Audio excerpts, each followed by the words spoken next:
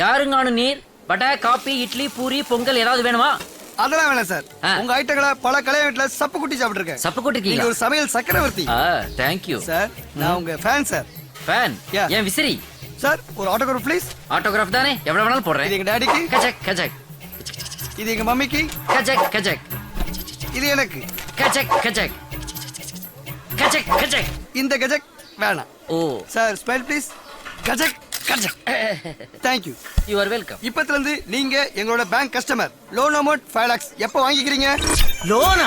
லோனா? டேய் இவ்வளவு நாளா போன்ல தான டார்ச்சர் கொடுத்துட்டு இருந்தே, இப்ப கையில பேக்கோட ஸ்ட்ரைட்டாவே வர ஆரம்பிச்சிட்டேடா. லோன் வாங்குற வரைக்கும் சாஃப்ட்டா டீல் பண்ணுவே.